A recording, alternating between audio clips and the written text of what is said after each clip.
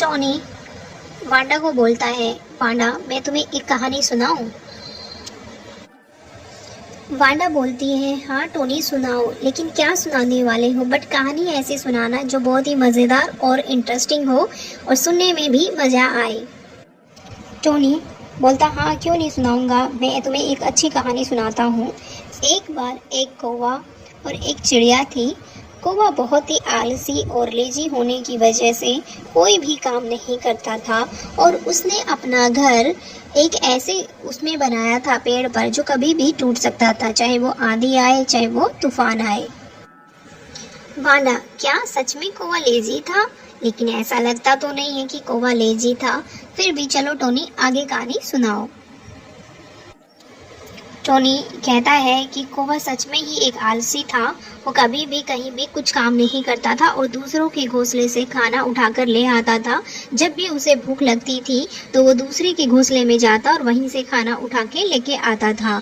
लेकिन एक बार ऐसा हुआ कि बहुत तेज बारिश और आंधी आने के कारण कौवे का घर टूट गया और कौवा काऊ काऊ चिल्लाने लगा कि सोचने लगा, क्यों नहीं मैंने पहले मेहनत की और अच्छा घर क्यों नहीं बनाया। पर चलो दूसरे पक्षियों के घोंसलों में चलता हूँ, चिड़िया रानी के घोंसले में चलता हूँ, क्योंकि चिड़िया ने तो बहुत मजबूती से वो घोंसला बनाया है। वांडा सोचती है, क्या सच में चिड़िया बहुत अच्छी थी? ये क्या उसने बहुत मेहनत की थी? हाँ, चिड़िया रानी तो होती ही प्यारी है और बहुत मेहनत भी करती है। टोनी तुम आगे सुनाओ ना, ये कहानी तो बहुत मज़ेदार लग रही है। क्यों ना और कहानियाँ सुनाओगे तुम मुझे? पर पहले ये कहानी पूरी करो, मुझे बहुत मज़ा आ रहा है। टोनी बोलता, वांडा हाँ हाँ वांडा पहले पूरी कहानी तो सुनो, उसके बाद मैं तुम्हें बहुत सारी कहानियां सुनाऊंगा।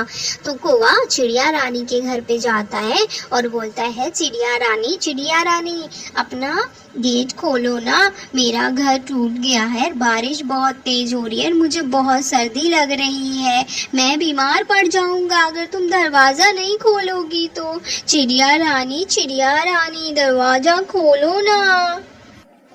फिर चिड़िया रानी अंदर से आवाज लगाती है और कहती है, कौवे भैया थोड़ा सा रुको ना, मैं आ रही हूँ, बच्चे अभी सो रहे हैं, आप प्लीज दरवाजा ऐसे मत खटखटाइए, मैं अभी आई। फिर कौवा फिर बोलता है, चिड़िया रानी मैं मर जाऊंगा तुम दरवाजा नहीं खोलोगे तो, जल्दी खोलो ना। फिर चिड़िया अंदर से बाहर दरवाज़ा खोलती है और बोलती है, कौवे आ जाओ भैया, अंदर आ जाओ। तो चिड़िया पूछती है, कौवे भैया क्या हुआ? तो बोलता है कौवा कि बाहर बहुत आंधी और तूफान आने की वजह से मेरा घर टूट गया है। फिर चिड़िया बोलती है कि आ जाओ भैया, अंदर आके आराम से बैठ जाओ, मैं तुम्हारे लिए कपड़े लेकर आती हूँ, तुम ये गर्म कपड़े पहनो, तुम्हें ठंडी नहीं लगेगी। फिर भी वांडा कहती है टोनी को कि टोनी चिड़िया रानी कितनी अच्छी थी, उसने फिर भी उसका दरवाज़ा खोला और कौवा फिर भी उसका कभी कभी खाना भी चुराता था, उसके बच्चे भूखे भी रहते थे। लेकिन चिड़िया रानी बहुत प्यारी और बहुत सयानी भी थी, उसने दूसरों की मदद भी की।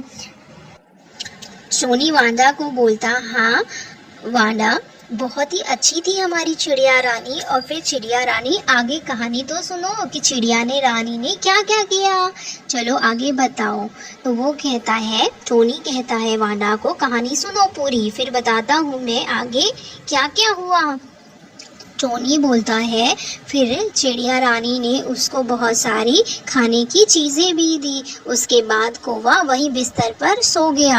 अगले दिन चिड़िया रानी ने कहा, कौवे भैया अगर आपको भूख लगी हो या कोई तकलीफ हो तो आप दोबारा से यहाँ आ जाना, लेकिन अपना घर बना लो, ऐसे किसी के घर में नहीं रुकते। तो लेकिन कौवा कहाँ जाने वाला था, कौवा कहाँ मानने वाला था, और कौवा वहीं फिर से खा के सो गया।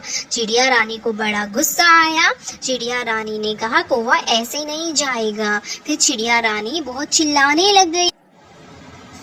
फिर चिड़िया रानी चिल्लाते चिल्लाते चीखने भी लग गई और उसके बच्चे भी चींची चींची चींची चींची करने लग गए।